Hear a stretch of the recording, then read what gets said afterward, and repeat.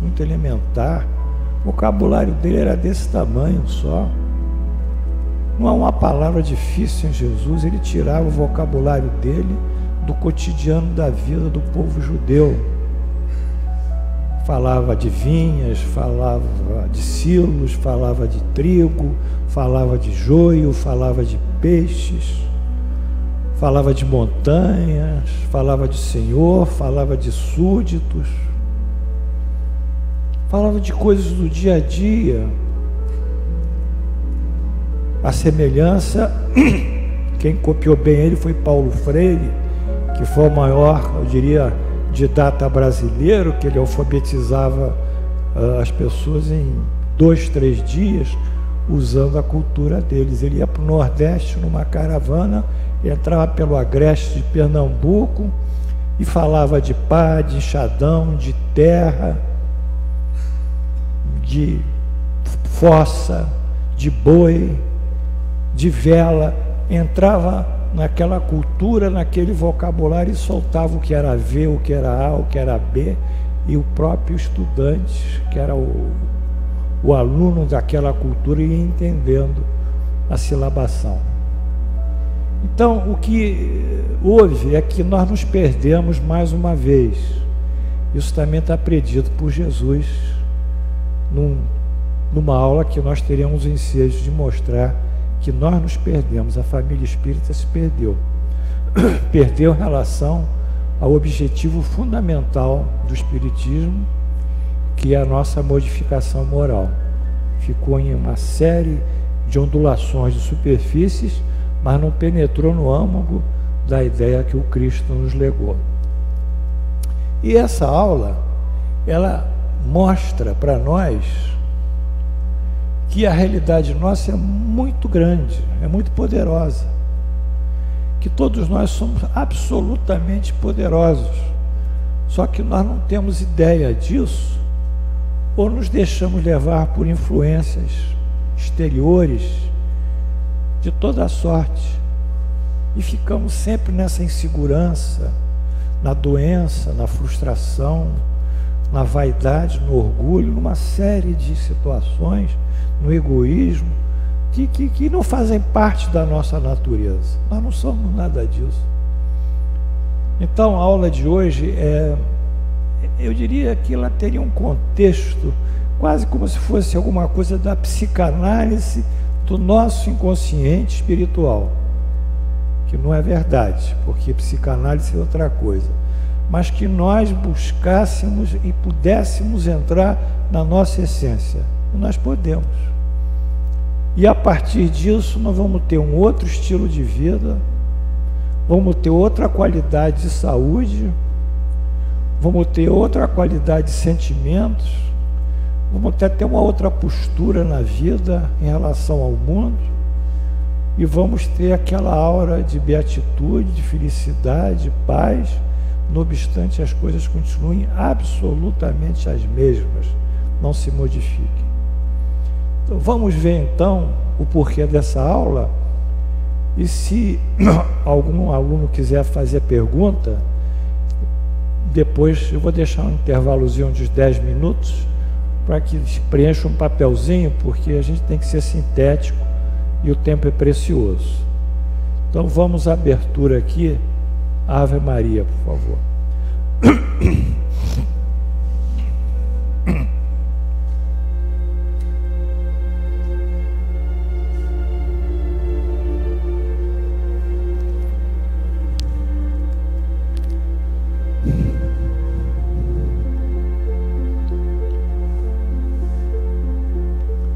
Senhor Jesus, alegra-nos aqui a oportunidade de comungarmos com os ensinamentos de Jesus, com o próprio Jesus, que é o nosso mestre e guia, com os espíritos superiores, esses que trouxeram para nós os ensinamentos, porque o Espiritismo nada mais é que os ensinamentos dos espíritos superiores, comungarmos com esse grupamento de seres invisíveis e que se distribuem pelo universo em número incontável, tendo em comum com todos os sentimentos de devoção a Deus, de amor a Deus e o sentimento de que a nossa alternativa de paz interior, de felicidade e de uma vida que nos traga resposta para as nossas ambições espirituais é aquela quando praticamos o bem e seguimos as leis que Jesus nos legou através dos seus evangelhos. Ele que é preposto de Deus, portanto, ele fideliza a vontade de Deus, e seguimos essas leis divinas que foram mais didaticamente expostas pelos espíritos superiores e redigidas por um professor, um pedagogo, discípulo de Pestalozzi, que foi o professor Allan Kardec. Então estamos muito bem amparados por vós, Deus, nosso Pai, amparados pelo vosso preposto Jesus, amparado pelos espíritos superiores que a um só tempo reúnem a ciência, a sabedoria e a bondade, por isso são superiores, e amparado também por um espírito superior encarnado, porque assim o achamos, Allan Kardec, um profundo pedagogo que nos trouxe de uma maneira extremamente didática esses ensinamentos. Assim, em vosso nome e em nome de Deus Onipotente, abrimos os nossos trabalhos no dia 30 de janeiro do ano 2012, pela graça de Deus.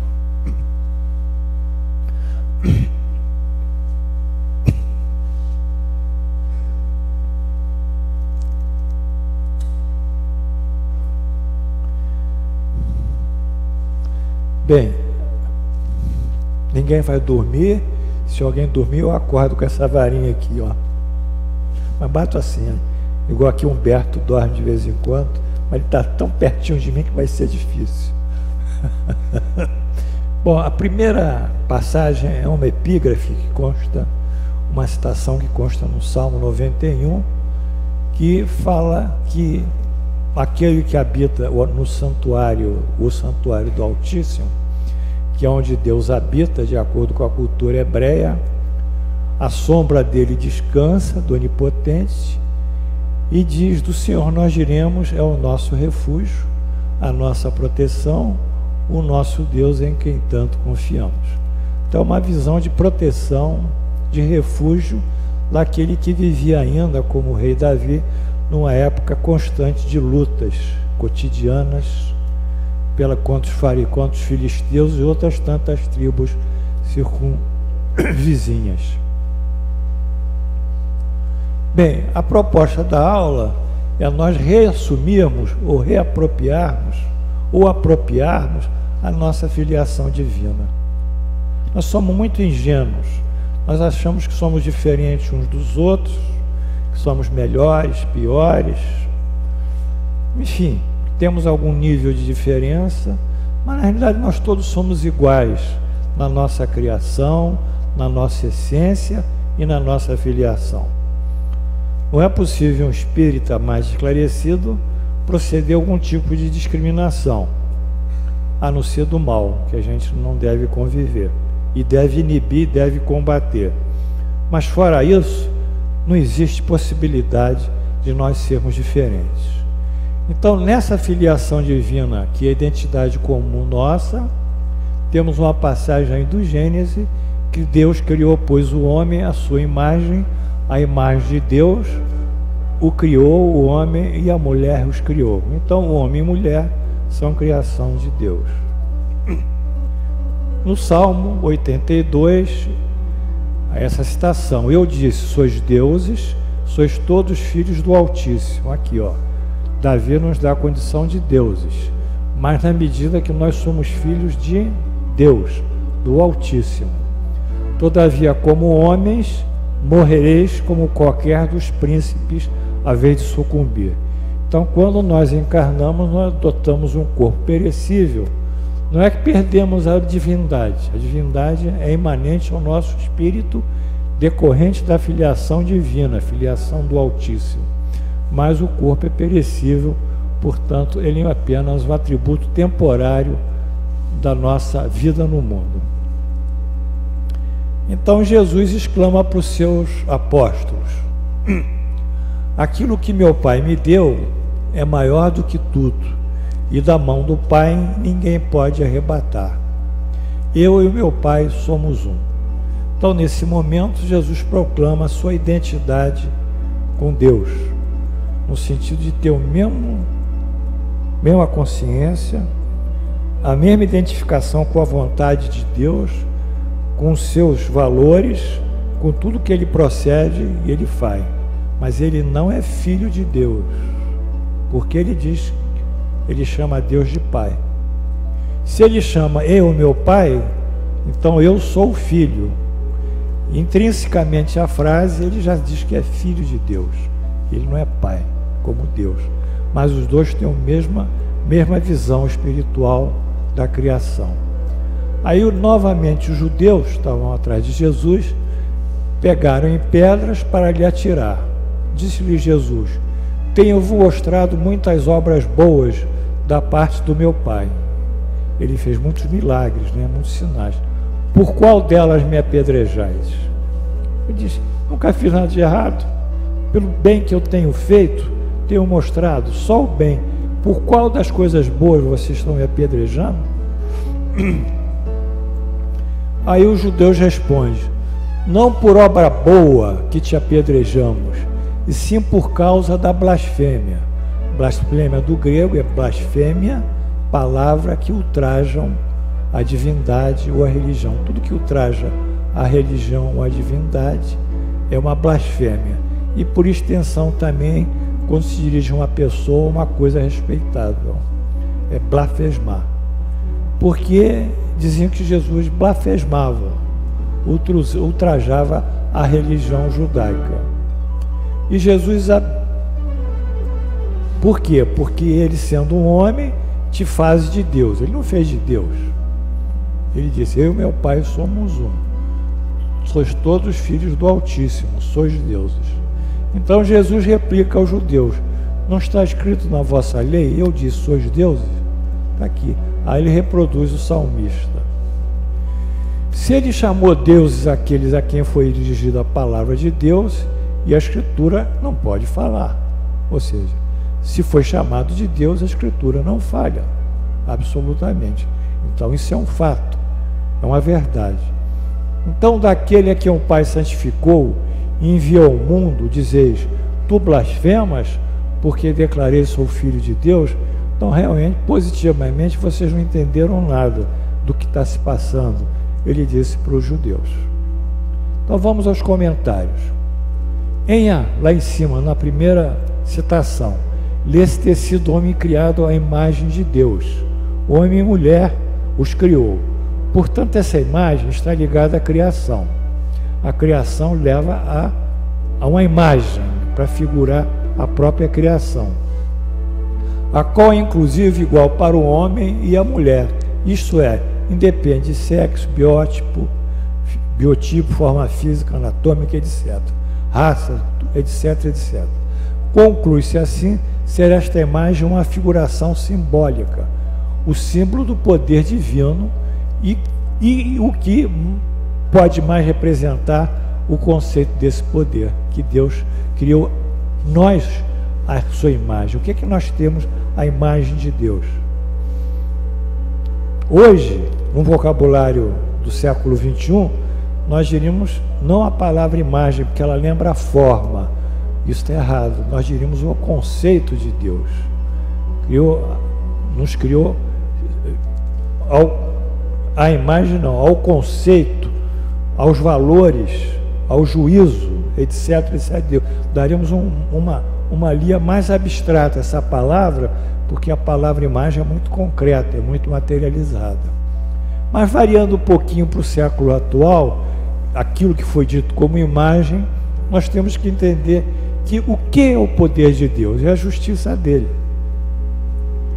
A justiça dele é perfeita e que se confunde com a sabedoria. A sabedoria é um defluxo da justiça. E a justiça, ela gera o amor e a caridade. Quer dizer, a justiça divina é tão perfeita que ela é amor puro e é a caridade. O amor e a caridade são criações, né, da própria justiça divina. E isso tem que ter o movimento, tem que agir.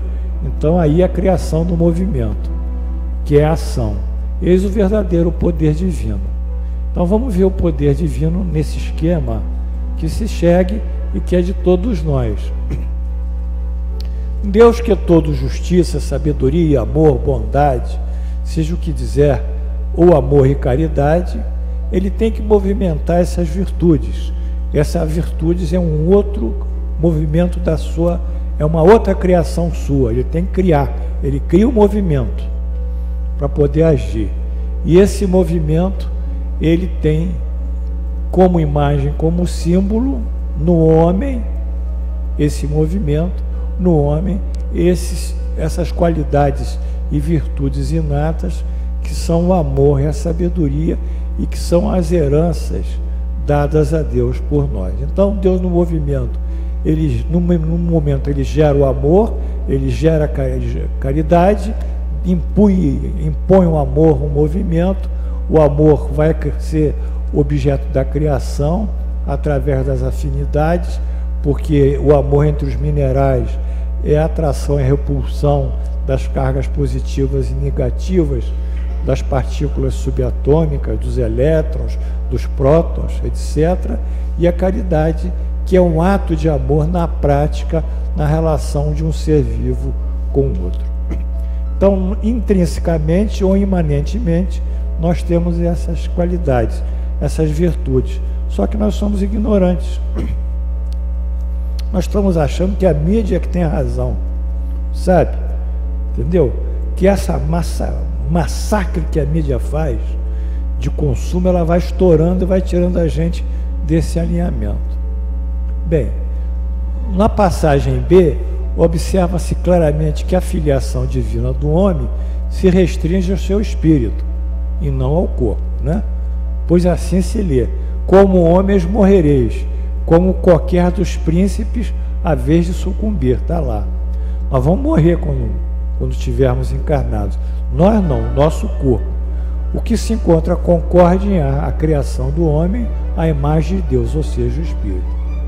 Essa passagem bíblica nos dá não só a concepção de Espírito, que é de Deus, como Espírito encontrar-se bem evidenciado no diálogo de Jesus com a mulher samaritana. Quer dizer, Deus é algo imaterial. E como nós não temos nenhum adjetivo para expressar Deus, nós temos que expressar Deus por uma antítese, uma oposição, uma antinômia, que é o imaterial. O imaterial é espiritual. Nós não sabemos ainda o vocábulo certo. Mas nessa passagem com a mulher samaritana, ele diz assim: mas vem a hora e já chegou em que os verdadeiros adoradores adorarão o Pai, Deus, em espírito e verdade, porque são esses que o Pai procura para seus adoradores. Olha aqui, vai chegar a hora em que nós não vamos ter mais igrejas, templos, altares, oferendas, holocaustos, rituais, cultos exteriores, paramentos, cerimônias, porque tudo isso vai dar um vazio na gente. Vai chegar a hora que nós vamos entendendo Deus como Espírito, nós vamos adorá-lo como esse ser imaterial e como verdade. Mas que verdade é essa? É a verdade absoluta, não é a verdade relativa que a ciência hoje descobre e amanhã descobre uma outra verdade sobre ela, nesse processo mutacional da relativação da verdade.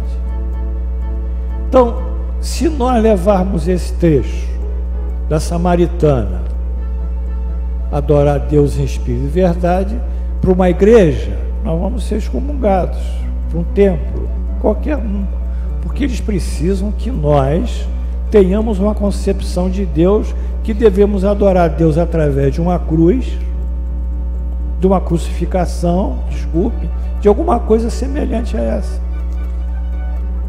E isso é posto, e isso é criado um sistema ritualístico, uma tradição, e isso colocado de uma forma que nós, não respeitando esses preceitos doutrinários, nós somos levados à culpa, porque também não somos ignorantes, e depois ao sofrimento. Então, são leis que o homem estatuiu por si próprio. E essa verdade que ele fala para a samaritana é a verdade que Jesus alude, é a imanência da criação, quer dizer, a permanência, o existir em si dentro de nós da criação, que absolutamente há em Deus. Essa criação que absolutamente há em Deus, Deus em si mesmo, Ele em si mesmo. Ele responde para Moisés no Monte Sinai: quem és tu? Ele diz para Moisés: eu sou o que eu sou. Você lembra dessa passagem? No Monte Sinai? Eu sou o que eu sou. Eu sou o que eu sou. Eu não sou o que eu posso ser, o que virei a ser, ou para ser. Tudo isso é uma coisa de relatividade. Eu sou o presente, sou o passado, eu sou o futuro, eu sou tudo. É o absoluto em justiça e sabedoria, Deus, em amor e em caridade. Ele é absoluto em tudo. Quando essa verdade, que é a verdade que Jesus alude, é o fato de Deus ser absoluto em si mesmo, nós vamos amar Deus como ser absoluto em si mesmo, que não muda, que não pune, que não castiga, que não perdoa, que Ele já tem todas as suas leis estatuídas e perfeitas, que nós é que conseguimos as coisas por nós próximos, que nós é que conseguimos o perdão, ou que nós conseguimos a punição, que nós temos um livre-arbítrio que nos dá uma abertura incrível para realizarmos a nossa filiação divina. Quando, porém, essa verdade inicia o processo de criação, quando Deus sai de si mesmo, de ser em si mesmo, e começa a criar a matéria, a energia, o movimento, isso do lado mais material, mas as virtudes do amor, primeiro a justiça, o amor, a caridade, e vai criando essas virtudes, ele vai agora sair do todo em si e se tornar em desdobramentos desse todo. E esses desdobramentos é a relativização dele. Então, a criação é a verdade divina relativizada.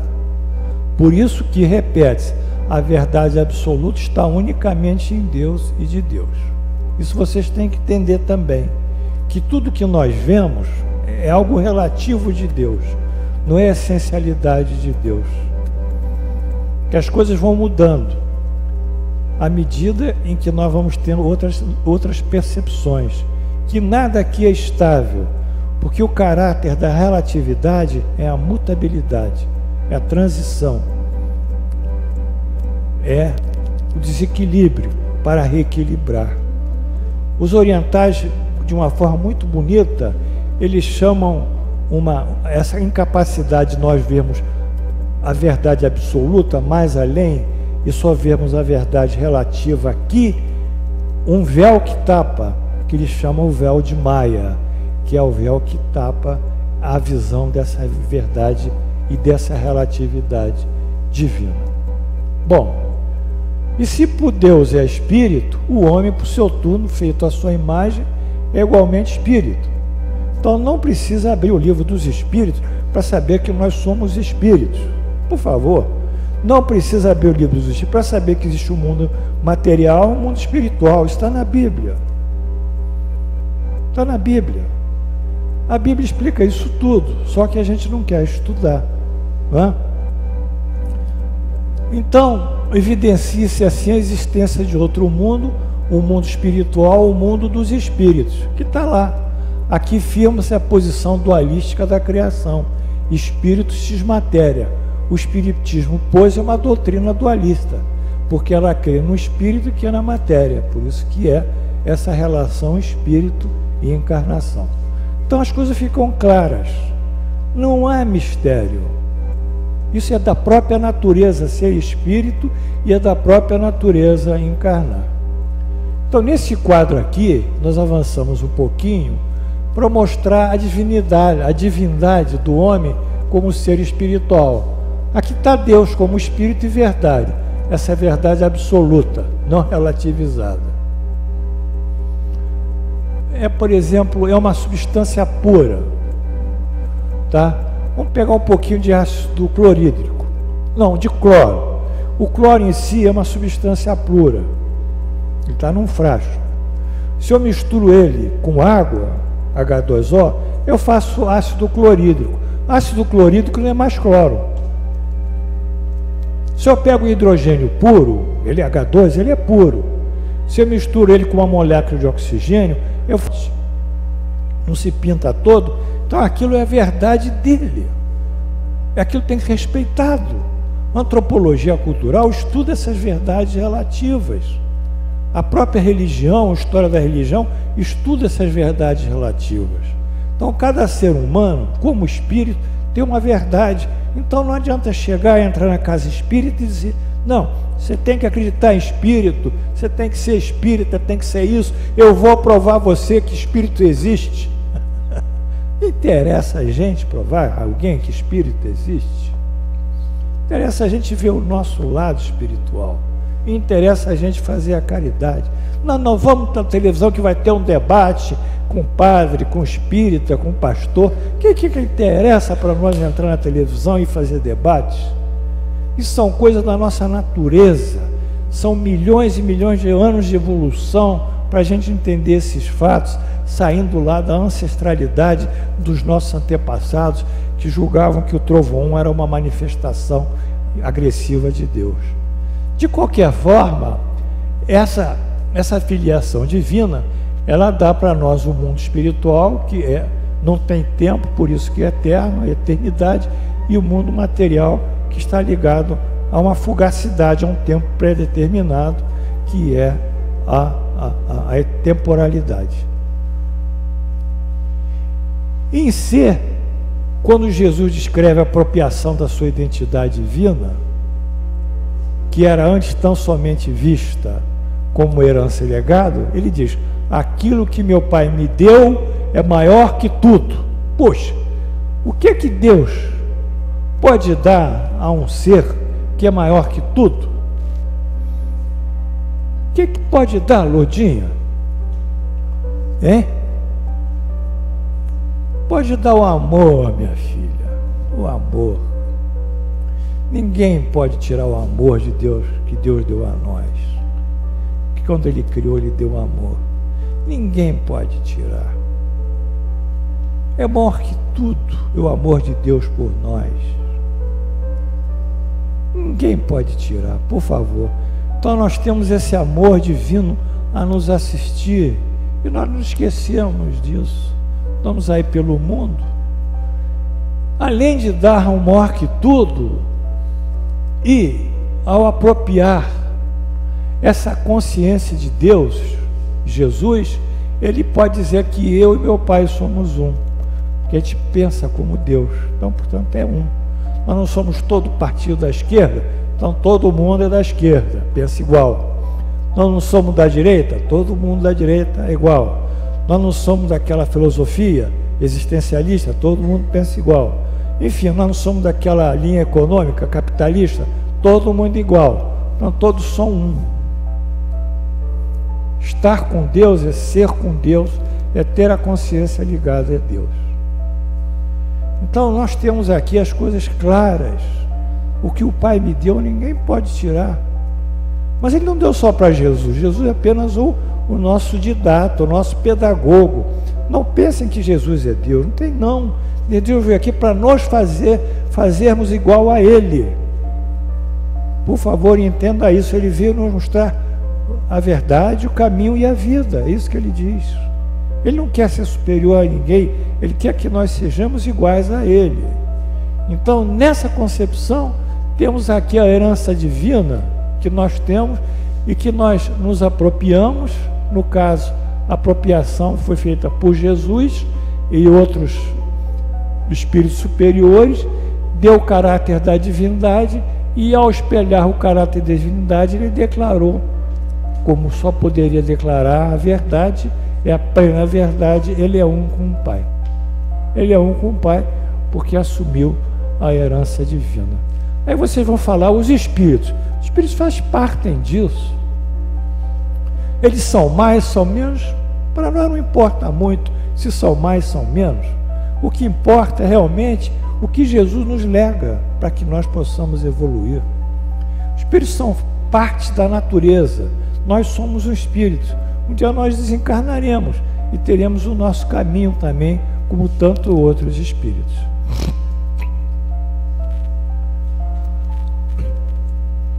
Agora sim, o que Jesus faz? Em seguida estende essa herança, esse legado, para todos nós homens, não se dizendo o único a possuí-lo, porque todos nós aprendemos. Jesus é Pai, é Filho e é Deus. É um tempo ele é Pai e um tempo ele é Filho. Jesus é aquela coisa fantástica, intocável.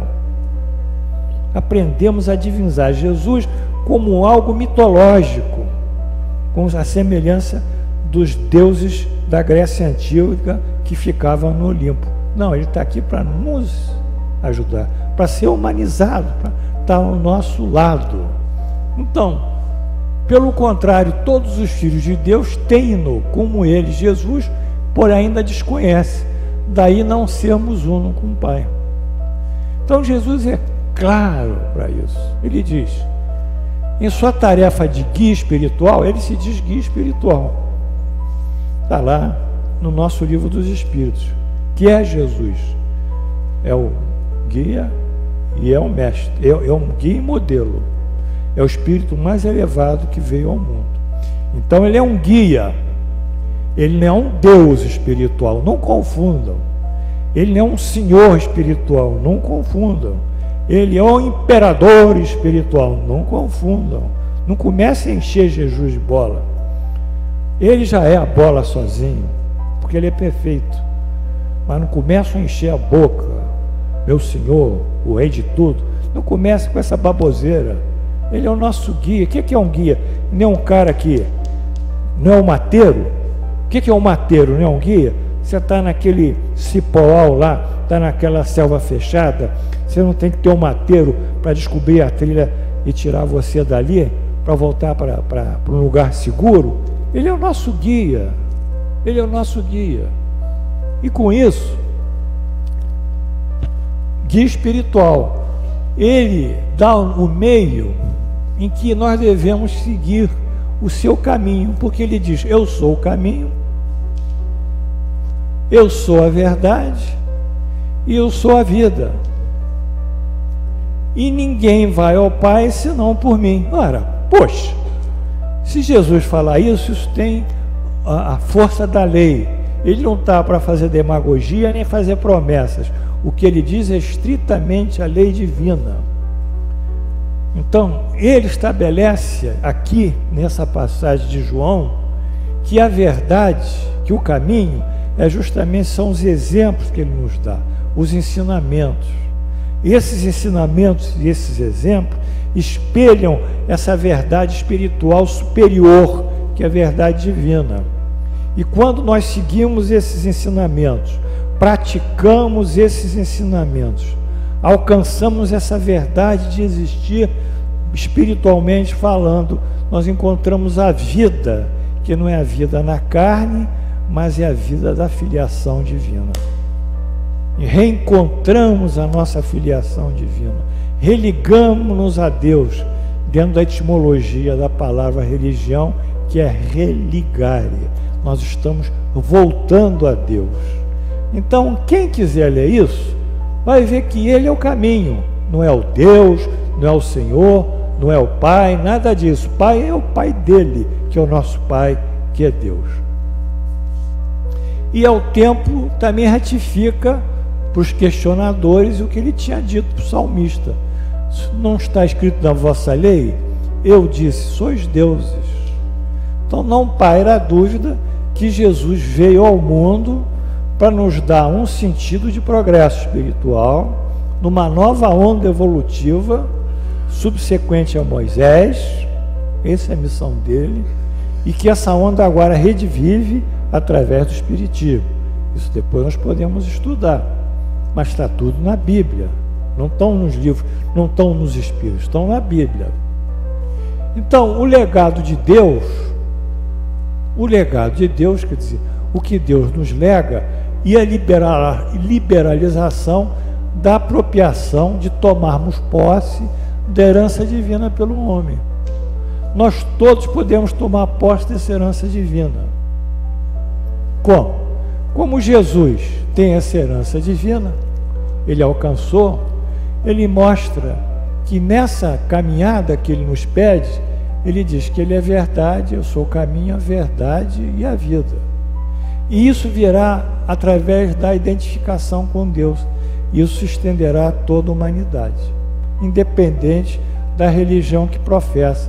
Pode ser espírita, pode ser o que quiser, não importa. Os espíritas não são melhores que os outros, isso é fantasia. Então aqui andamos, depois de fixar esse ponto dessa herança divina e do finalismo de Jesus, que é fazer da humanidade toda uma série de homens e mulheres crísticos, ou seja, ungidos como ele foi, o Cristósio. Nós temos que fazer uma breve recapitulação sobre a criação do Espírito ligado à herança divina dentro da posição espírita. Enfim, a primeira emanação, a primeira criação de Deus, quando ele sai de ser em si e se relativiza, é o fluido cósmico universal, que hoje nós chamaríamos de energia cósmica, não é? Isso é a citação do livro Gênesis, número 1. Então é a matéria, no caso a energia, matéria e energia, que é o elemento primitivo, cujas modificações e transformações vão formar toda a variedade infinita de corpos da natureza e de energia da natureza. E desse aqui é que sai toda a criação, toda a energia, toda a matéria. É elemento mãe do universo, a matéria máter do universo. Mas essa matéria, ela assume dois estados distintos, de uma certa forma: o de eterização ou imponderabilidade, quer dizer, ela é etérea e não tem peso, imponderável, que é o estado primitivo, o estado espiritual, que é o estado normal, e o de materialização ou ponderabilidade, que é o peso, que de certa maneira é consecutivo a esse. Então o estado normal da criação, primeiramente, é o estado espiritual, e do estado espiritual é que vai se formar o estado material. Então a ciência está avançando nisso, porque ela quer fazer a constituição da matéria. E já tem lá 62 ou poucas partículas que constituem o átomo.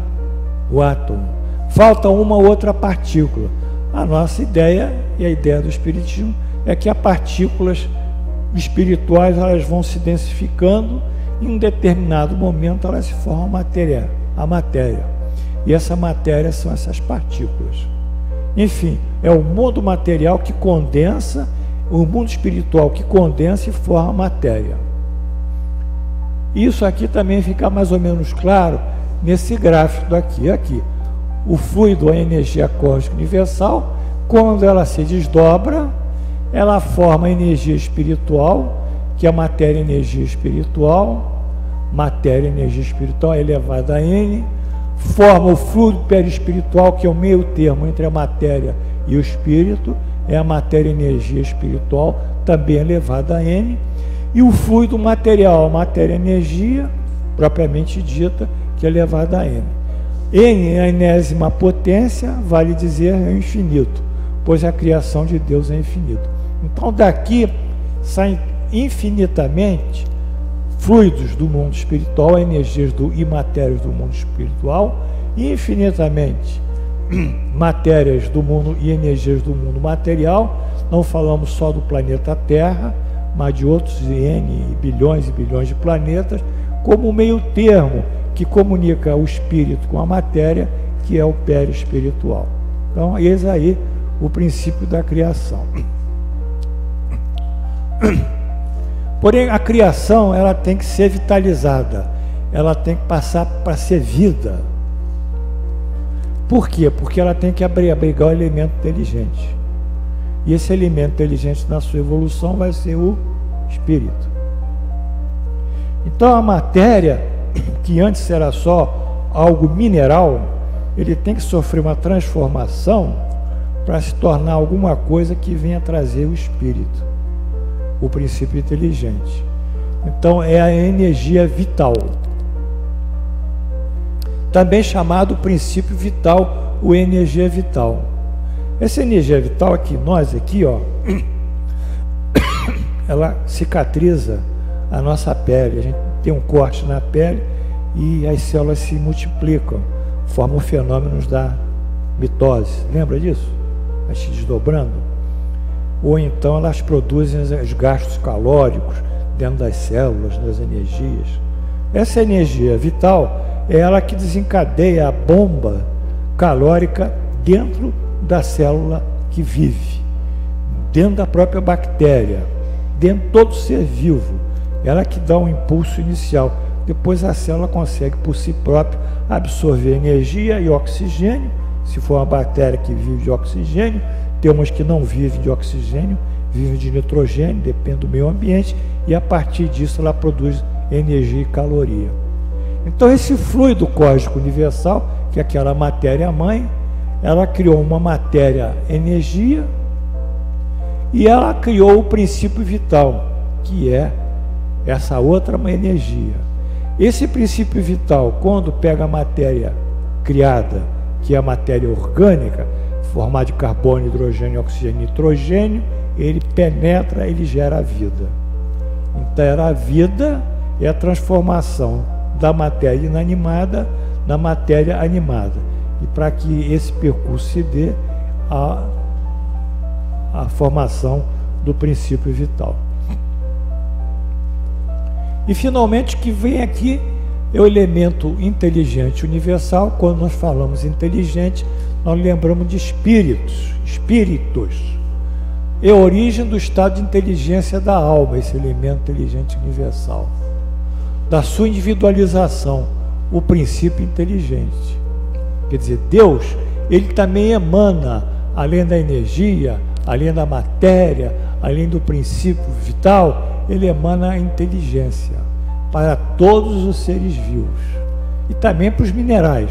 Vão desde das bactérias, dos micro-organismos, vegetais, algas, peixes, répteis, pássaros, primatas, que somos nós, o próprio homem.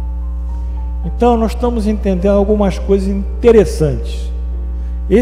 A nossa alma hoje, o nosso espírito, ele foi evolver desse princípio inteligente. Foi evolver dele.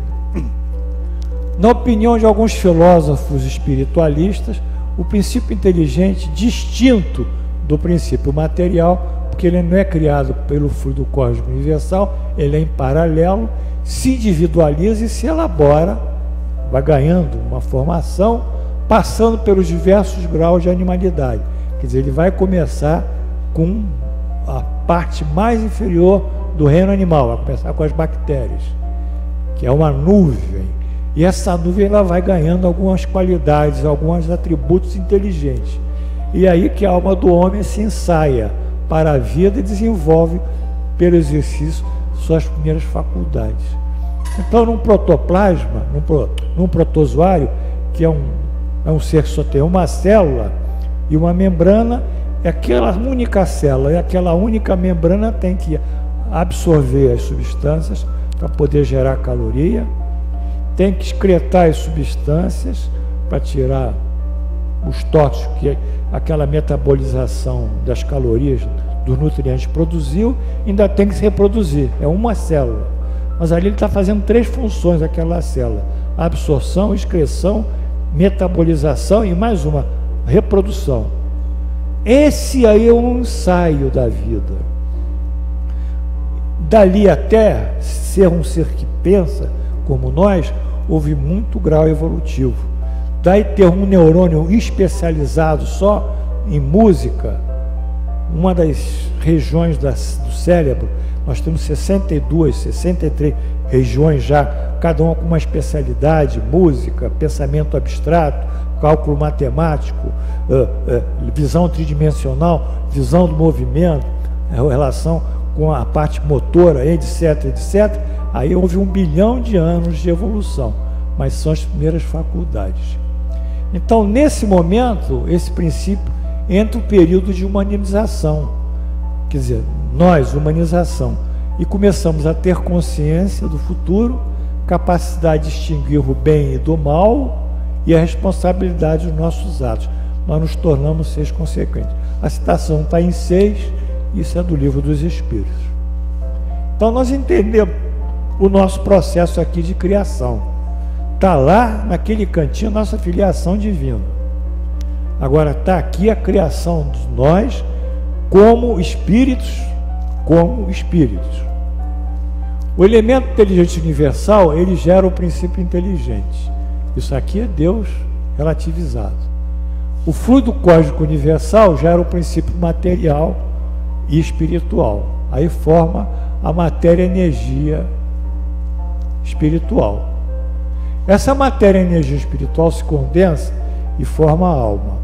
Quando o princípio inteligente entra na alma, há uma individualização desse princípio inteligente a essa alma.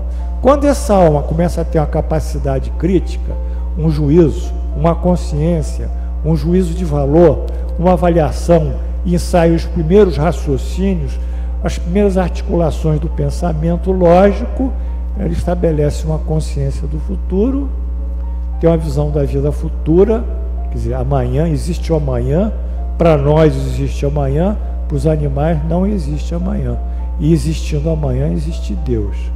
Diferenciamos o bem do mal, temos aí um chip que diz quando nós fazemos o bem ou fazemos o mal na nossa consciência, e começamos a entender que cada ato que geramos gera uma consequência.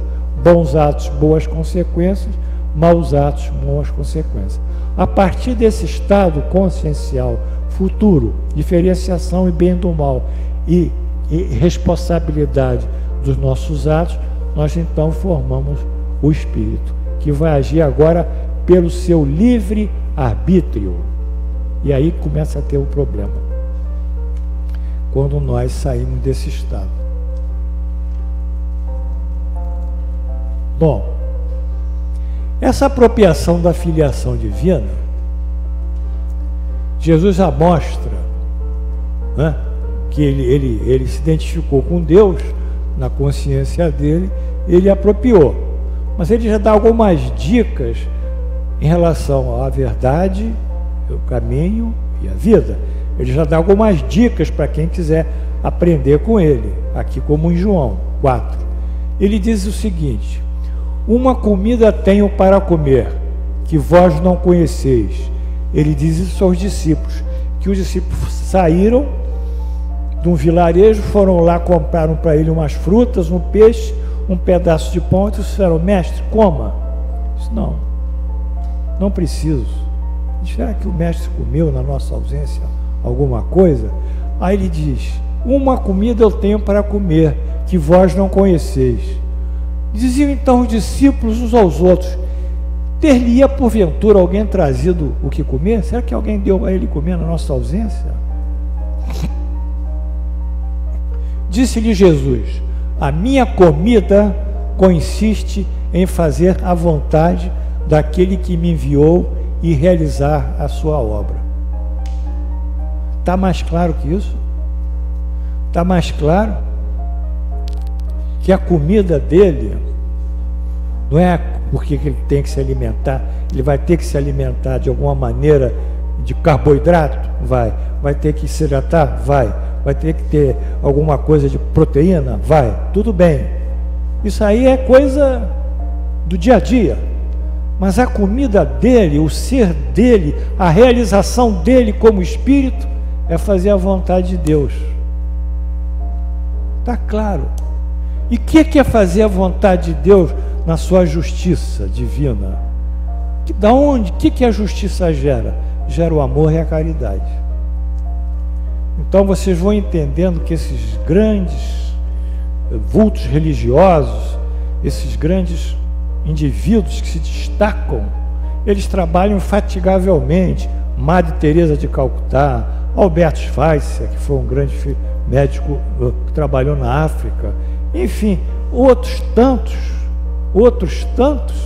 Francisco de Assis, outros tantos. Aonde eles têm essa energia, pessoal? Eles têm a energia do servir e do fazer o bem. Eles são infatigáveis. Então ele nos dá aqui, a dica dele, que é a caridade, que é a vontade de realizar a obra de Deus, e a caridade. O homem retirou-se e disse aos judeus que fora Jesus quem o havia curado. Chegou lá, Jesus me curou. E os judeus perseguiram Jesus, porque fazia essas coisas no sábado, porque no sábado entre os judeus não podia se fazer nada. Aí Jesus responde: meu pai trabalha até agora, eu trabalho também. Meu pai trabalha no sábado. O que é isso? É uma crítica à ortodoxia. Pessoal, é uma crítica à proibição. Lourdinha, acorda comigo. Proibição. Deus não proíbe, Deus ama. Não pode fazer isso. Tem que vestir essa roupa, tem que usar esse colar, tem que fazer esse ritual. Ó, em vez de você entrar aqui pela esquerda, você tem que entrar pela direita e dar 3 voltas. Tá certo?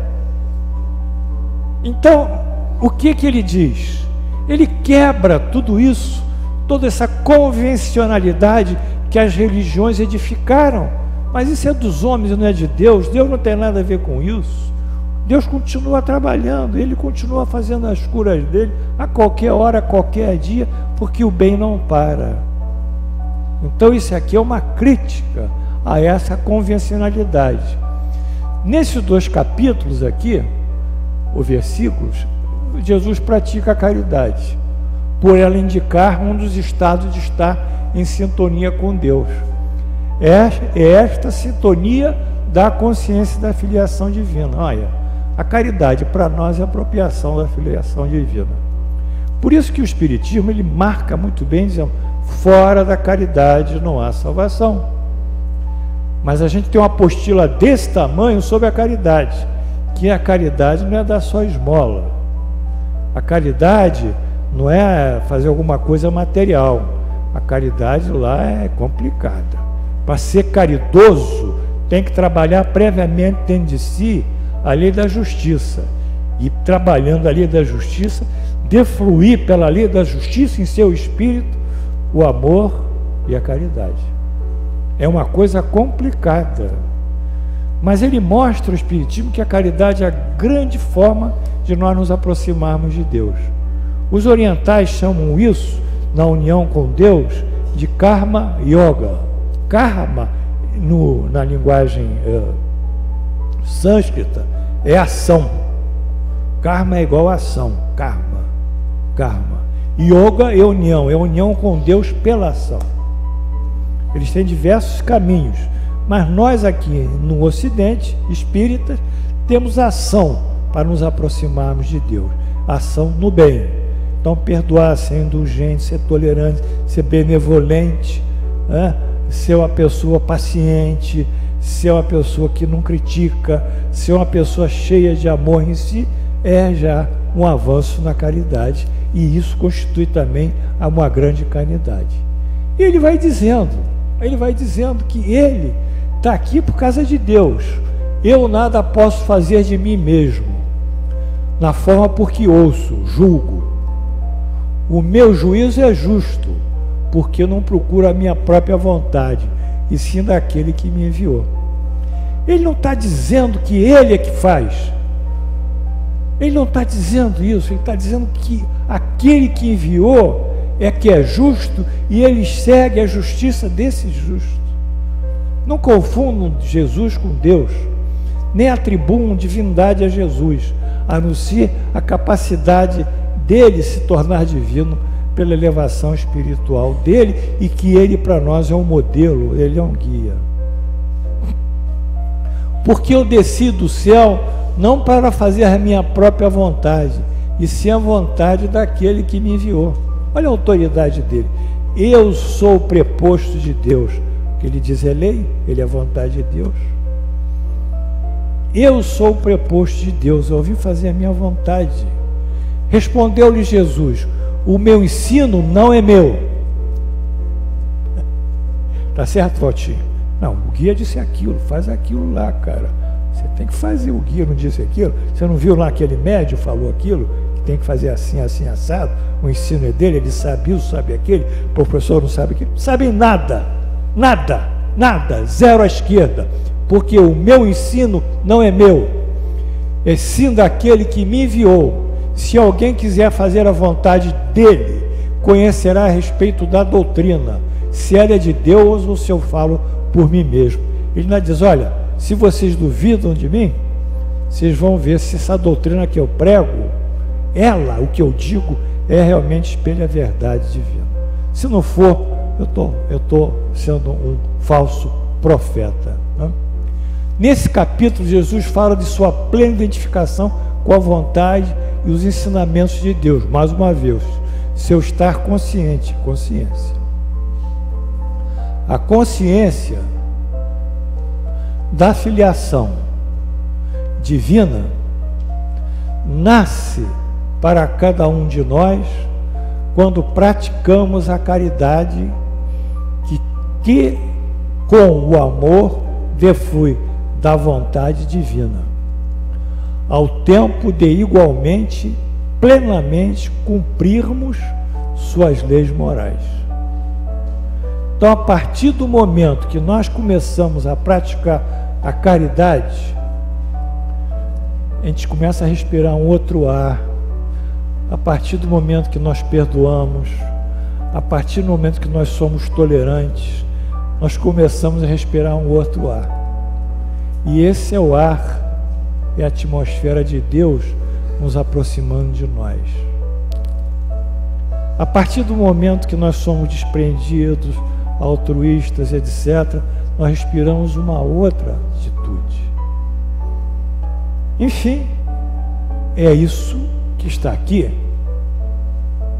Esses atos não são mais que o contato da nossa consciência, essa caridade, com a divindade imanente em nós, que é o princípio inteligente, que é a criação do elemento inteligente universal. Porque quem vai gerir e quem gere toda a criação é o princípio inteligente. Então aqui está o elemento inteligente universal.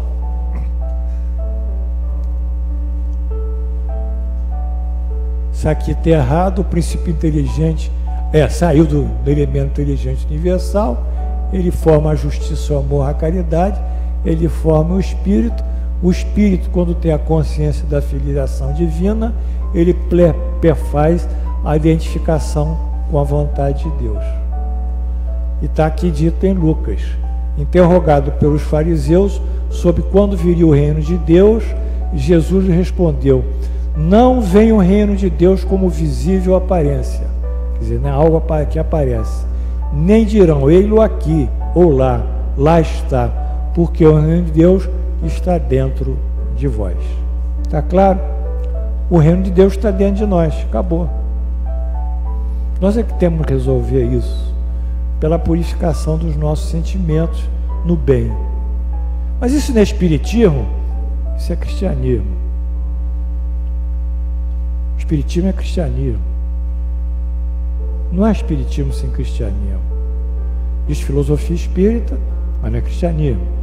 Existe estudo mediúnico, mas não é cristianismo.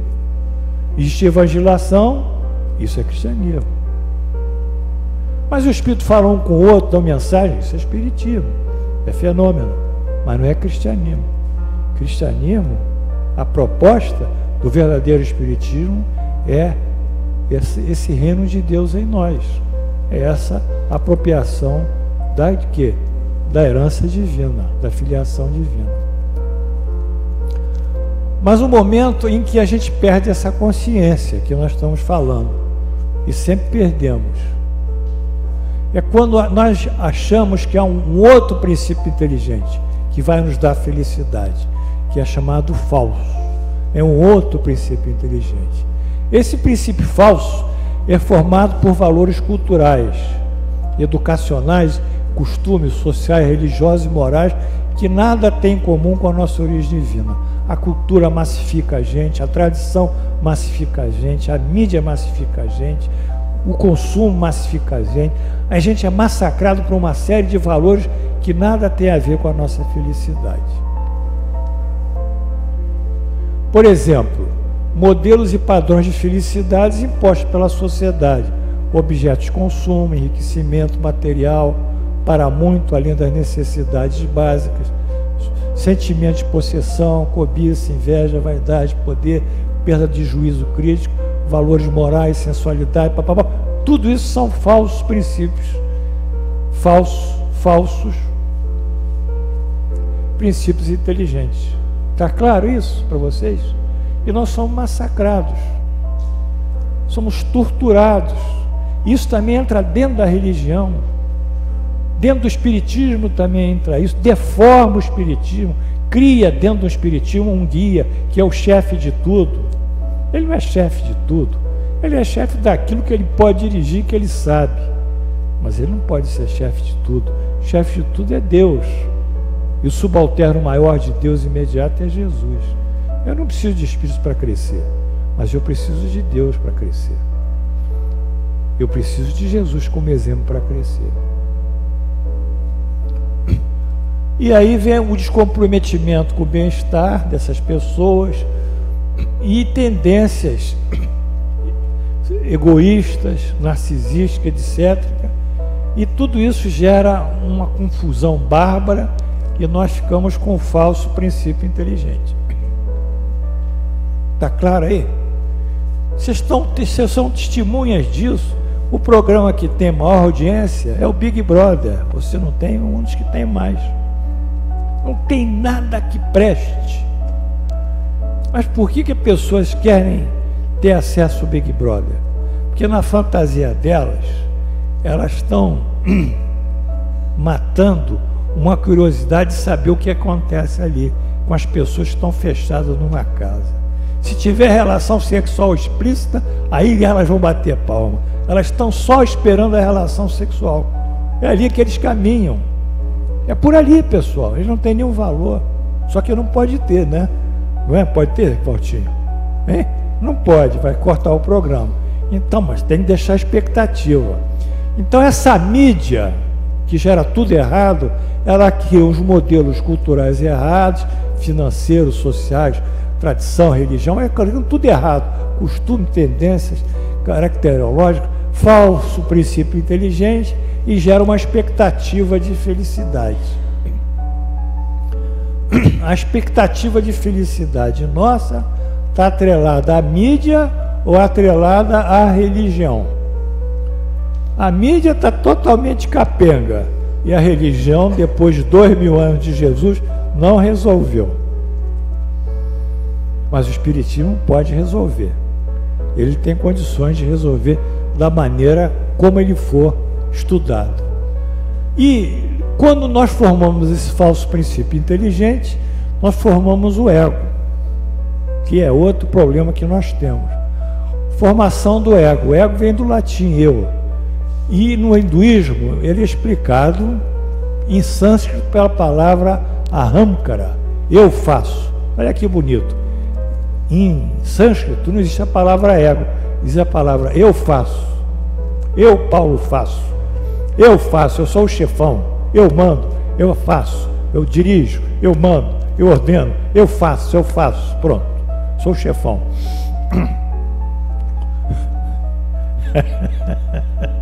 Eu faço, está aqui. É o primeiro. Porém, ao eu dizer eu faço, e formar o que a gente chama aqui em português ego, para que o ego possa subsistir, eu tenho que criar um mecanismo de defesa, blindar. Então eu digo, eu sou. Aí eu fechei. Eu faço, ninguém faz porque eu sou. Então faço um negócio estranho, monstruoso, que é formado por eu faço e eu sou, pelo egoísmo e pelo orgulho. Aí blindou, e aquela divindade que está lá escondida, que é a minha filiação divina, que é aquele poder incrível que eu tenho de transformar as coisas, pelo amor, pela caridade, aquilo está eclipsado pelo ego. Aí fica a dualidade entre o ego e o eu, a filiação divina, e eu faço, eu sou, o orgulho e o egoísmo. O homem foge, então, dos princípios inteligentes, dessa filiação divina, abandona a herança divina, então ele é infeliz, frustrado, cheio de sonho, fantasias mundanas, e passa a orbitar no imaginário do seu falso princípio inteligente. Aí ele começa a voar, vai voando fora da realidade espiritual. Vê milagre aqui, vê milagre acolá, entrega isso, vê a graça, vê isso, vê aquilo. Ele está completamente dissociado do seu eu superior. Então, a partir disso, o ego começa a competir e eclipsa o eu superior. Então, aqui é a construção desse mecanismo de defesa. Olha aqui, o ego, quando eu digo eu faço, forma o egoísmo, e quando eu sou o orgulho. Eu blindei aqui o ego. Então, a partir desse momento, o homem julga-se independente de Deus. Aí acabou. Autônomo e dono de tudo que faz. E por extensão até da criação, do direito sobre os outros, do mando, do poder, de tudo. É um verdadeiro Deus. O que houve aí, Amilcar? Vem ver aqui. Ele é um verdadeiro Deus. Não é? Não é à toa que se chamam, pegam os imperadores, né? Às vezes colocam como Deus também. Não é? Então, por quê? Para formar essa divindade.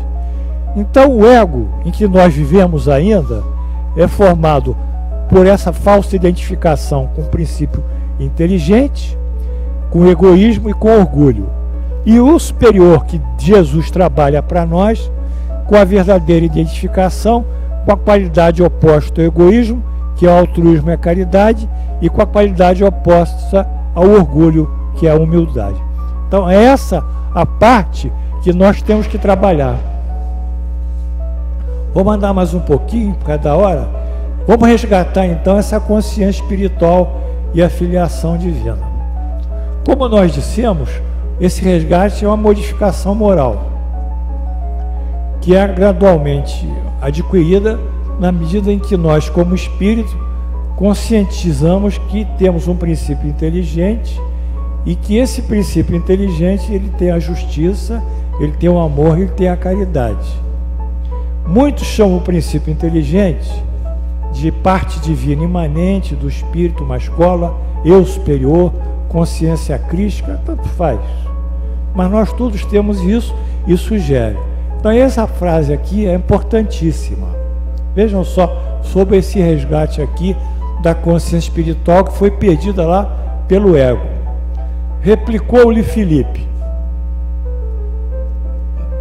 Senhor, mostra-nos o Pai, e isso nos basta. Filipe queria ver Deus. Disse-lhe Jesus: Filipe, há tanto tempo estou convosco e não me tens conhecido? Quem me vê a mim, vê o Pai. Quem me vê a mim, vê o Pai. Como dizes tu, mostra-nos o Pai. Não crês que eu estou no Pai e que o Pai está em mim? As palavras que eu vos digo, não as digo por mim mesmo, mas o Pai que permanece em mim faz as suas obras. Então, o Filipe queria ver Deus, mas Jesus espelhava Deus em todo momento, só que ele não conseguiu ver a grandeza de Jesus, o Pai que está nele e o Pai que permanece nele. Em verdade vos digo que aquele que crê em mim fará também as obras que eu faço e outras maiores. Essa aí é fantástica. Ele está dizendo simplesmente o seguinte, que aquele que seguir o caminho dele, na plenitude, fará o que ele faz, são os milagres. Os apóstolos, realmente nos Atos dos Apóstolos, andaram fazendo uma opção de milagres, depois que ele se foi. Mas não acho que os apóstolos tinham essa divindade ainda. Eles tinham uma boa mediunidade de efeito físico, que é confundida com milagres. Mas de qualquer forma, que eu faça e as outras maiores vocês poderão fazer, Jesus nesse versículo explicita com toda a clareza, toda a transparência, mais uma vez sua plena identificação com a consciência de Deus, que é o único caminho de resgate da filiação divina, jogar o ego para fora e puxar o nosso eu cheio de amor, justiça e caridade. Ele diz: quem me vê, vê a mim e o meu Pai. Ver a Jesus é ter a visão espiritual, não a dos médiuns videntes, que classicamente descrevem perispíritos e seres espirituais. Porque os médiuns estão sempre vendo espíritos, né? Isso, Nossa Senhora. Pô, vê o que quiser. Pode ver. Mas é um pouquinho diferente essa evidência. E sim a visão da expressão do poder criador de Deus. É um pouquinho diferente. Com seu princípio inteligente. É a visão que tudo vê a um só tempo, a criação, sua dinâmica, seu movimento, cheio de luminosidade, tudo aparecendo em 4, 5 dimensões. Esta percepção indizível traz em si o mais glorioso sentimento de amor e beatitude. É nesse sentimento que se encontra Deus. É no estado de êxtase espiritual. Que o indivíduo sente que é tudo e é nada. Está em tudo, está em nada. Está em Deus, está no mundo. Ele vê 1, 2, 3, vê além daquela parede, mais além, vê longe. É uma visão transcendental do espírito dele que compreende toda essa grandeza. Não vê perispírito, não vê espírito, isso ainda é uma fase. Ele vai muito mais além. Vê o Pai. Não crê que eu estou no Pai, o Pai está em mim? Aqui Jesus interroga Filipe: não crês, não tem fé? A fé ainda é um ato mental eivado de emoção e afetividade. Ah, eu tenho fé, e começa a chorar. Chora porque tem fé. Para ter fé não precisa chorar. Vamos nos alegrar, vamos ser felizes, né? E ainda poder do pensamento, mas sem o amor. É uma emoção. Aí vem até uma histeria, né, coletivo. A gente vê eles caindo no chão, rolando, que estão recebendo isso, recebendo aquilo. Este elevado sentimento não é suficiente para contemplar o contato com a consciência divina, o amor. Mas o Pai que permanece em mim faz suas obras. Em verdade vos digo que aquele que crê em mim fará também as obras que eu faço e outras maiores. Pessoal, está mais claro isso? Está mais claro isso? Está mais claro isso? Aquele que crê em mim fará também as obras que eu faço e outras maiores. Está em João. Ele não está dizendo que tudo é possível, porque todos nós temos a mesma identidade de origem, que é a identidade divina. E isso acontece com muitas pessoas. Eis aí a lei dos milagres. Quando nós unimos-nos à consciência de Deus, fé e amor, tornamos-nos de fato filhos do Altíssimo. Ganhar o poder de realizar suas obras, todas segundo as leis da criação, o que para o vulgo ignorante, o que vive tangido pela emoção e sentimentalismo, grande expressão do milagre.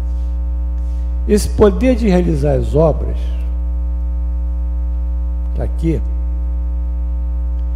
isso acontece em todo grande iniciado. E no Oriente eles chamam isso de Vibhuti. Alguém já falou em Vibhuti? Como esse que faleceu, esse Sai Baba? Quem ouviu falar em Sai Baba aí? Alguém ouviu falar? Sai Baba? Se lembra Sai Baba fazia Vibhuti? Alguém viu os filmes dele?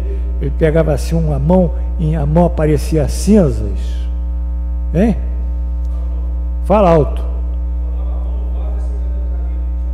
Cinza, caía, materializava. E todo mundo fazia milhões de seguidores, porque o Sai Baba materializava e chama-se Vibhuti no Oriente. Não é? É a capacidade que o indivíduo tem de materializar as coisas. Só que o Sai Baba, ele conhecia essas leis de materialização, essas leis mais do ponto de vista espiritual. Mas os grandes mestres, eles fazem esses milagres naturalmente, só que eles não fazem milagres. Queria dizer a vocês, eu vou tirar isso.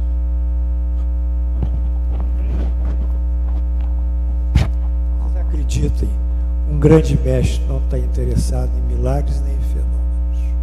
É a última coisa que ele faz. Se Jesus materializou, transformou a água em vinho, no primeiro milagre dele, nas bodas da cidade de Canaã, se depois multiplicou os peixes e os pães, foi porque na cultura dos judeus, o Messias, o ungido, tinha que dar milagres, ou seja, tinha que dar sinais. Mas para o mestre que chegou a esse ponto, ficar fazendo prestidigitação, luzes, coisas, espantando, fazendo as pessoas ficarem fascinadas, endeusando ele, trazendo sobre ele uma adoração, uma entronização, isso não faz parte de um espírito mais elevado. Mas ele faz as curas, e muitas vezes ele faz anonimamente.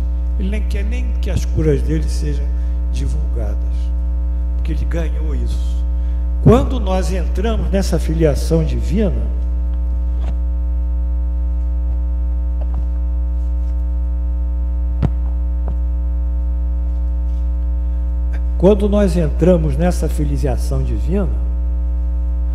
a nossa consciência divina, de espírito, que é formada pela consciência de Deus, ela vai atuar sobre uma série de leis do mundo espiritual, que vão também atuar sobre a matéria e vão dar os milagres. O espiritismo começou com os milagres, vocês sabem bem, em Hydesville, no estado de Nova York, pelas irmãs Fox, chamado espiritismo americano, que tinha que aparecer milagre. O espiritismo foi para a Europa através das mesas girantes, vocês lembram? Table tournant, aquelas mesas que giravam, davam movimentos basculantes. O espiritismo todo começou com milagres, porque tinham que puxar a massa para uma realidade que era do mundo espiritual, dizendo que havia alguma coisa mais além da matéria. Mas o espiritismo, pelos seus milagres, não vai modificar ninguém moralmente, não vai modificar. Os milagres não mudam ninguém moralmente. Vocês vão ficar anos, 20, 30 anos vendo milagres e materializações, mas vocês não vão modificar. Eu falo por mim mesmo, que eu vivo no espiritismo, dentro dos milagres. Estou com 68 anos, 69, estou nisso desde 30 e pouco. E não vi pessoas modificarem, desculpa, Valtinho, porque viu isso ou viu aquilo. Só vi as pessoas ficarem fascinadas pelos milagres. Então, na realidade, essa é a grande enfeite do nosso trabalho, que casa totalmente com esse poder que nós temos em nós, que é essa mensagem do Espírito de verdade, que é Jesus em Paris, 1860. Ele diz: espíritas, amai-vos, este é o primeiro ensinamento. amai-vos. Instruí-vos, este é o segundo. Nós temos que entender, senão vamos ficar estúpidos sempre, fanáticos, ignorantes, preconceituosos, se nós não estudarmos, acreditando em qualquer coisa. Olha só como o Espírito de verdade fecha. No cristianismo encontram-se todas as verdades. Ele diz que o Espiritismo, pelo amor, pelo ensinamento, tem um único finalismo, que é o cristianismo. Isso os espíritas não sabem. Duvido que eles saibam.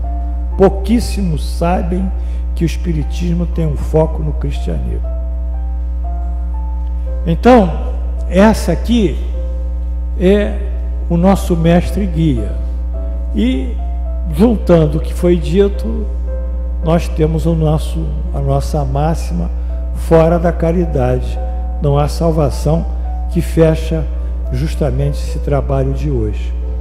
Então eu não quero mais que vocês sejam coitadinhos, sejam pobrezinhos, sejam pessoas que se digam infelizes, porque tudo isso é um processo de justiça divina.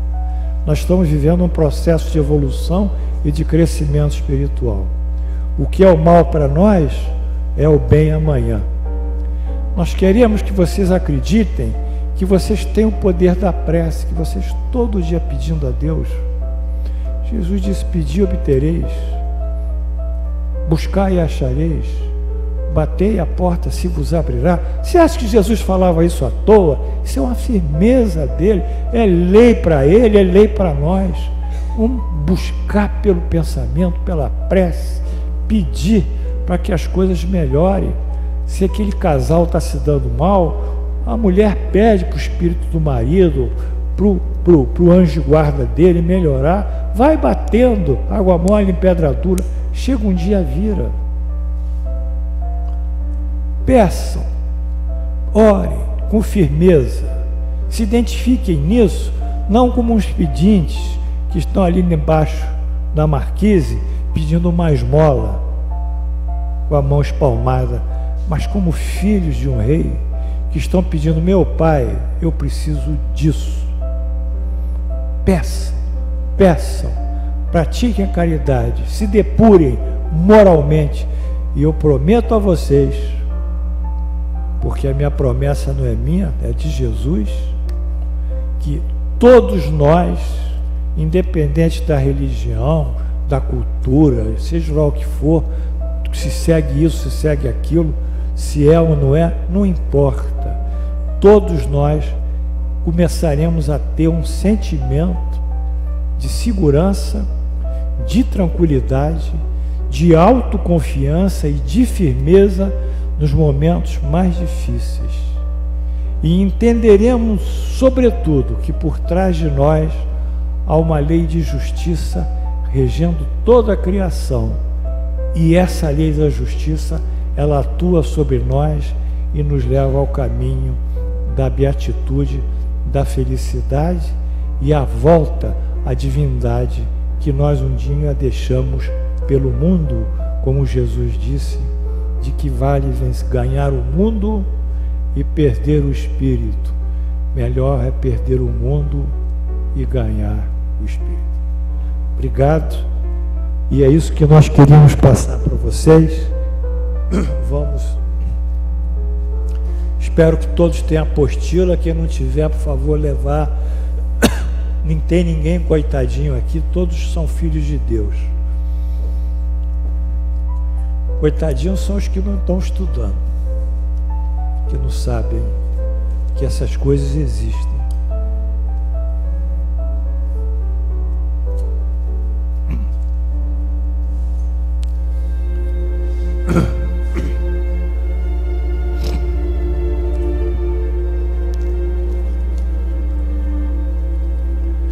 Senhor Jesus, na condição de filhos de Deus, elevamos aqui o nosso pensamento com um comprometimento muito grande sermos dignos e respeitarmos essa filiação. Nós não somos qualquer um, somos filhos vossos, e como filhos vossos, temos o poder do vosso legado em nós, no nosso espírito. Somos filhos vossos, Senhor, mas essa consciência dessa filiação, a certeza e a segurança que estamos amparados por vós, nos dá também um grau de responsabilidade muito grande, porque não podemos mais falir, não podemos ter sentimentos que contrariam a lei do amor, de ódio, de vingança, de impiedade. Não podemos ser invejosos, não podemos ser possessivos, não podemos ser egoístas, não podemos falar mal dos outros, sermos maledicentes, malevolentes. Tudo na vida tem um preço, o preço da divindade, do alcance dessa filiação que temos, da dignidade que nos investe essa filiação, é o preço da fidelidade à lei divina, o preço da fidelização a Jesus, o preço da fidelização a Deus nosso Pai, através do cristianismo que redivive pelo Espiritismo em nós. Senhor, irradia sobre todos esses irmãos que estão aí em situações difíceis, que a misericórdia e os espíritos socorristas o atendam. Senhor, irradia sobre esses irmãos que desencarnaram e que precisam de um apoio no mundo espiritual. Irradia sobre o nosso irmão Milton Manja, que desencarnou e precisa da vossa ajuda.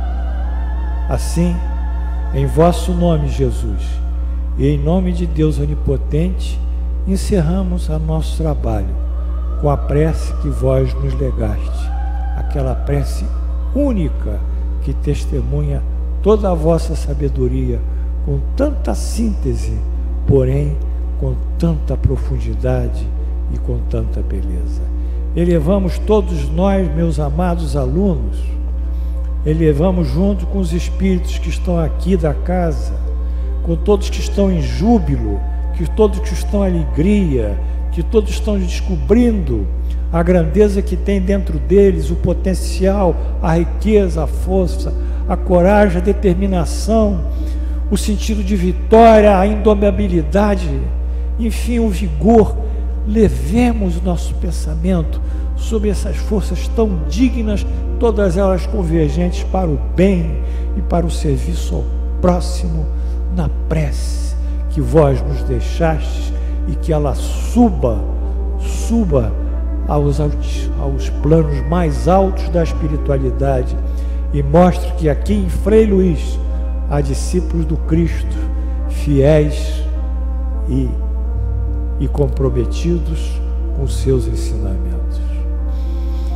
Juntos, Pai nosso que estás no céu, santificado seja o vosso nome, venha a nós o vosso reino, seja feita a vossa vontade, assim na terra como no céu. Pão nosso de cada dia nos dai hoje, perdoai as nossas ofensas, assim como nós perdoamos aqueles que nos têm ofendido, e não nos deixeis cair em tentação, mas livrai-nos do mal. Assim seja. Amém.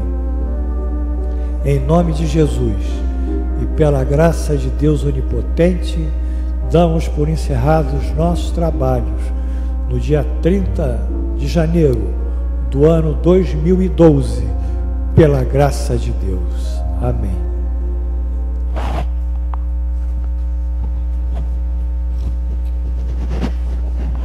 Terra como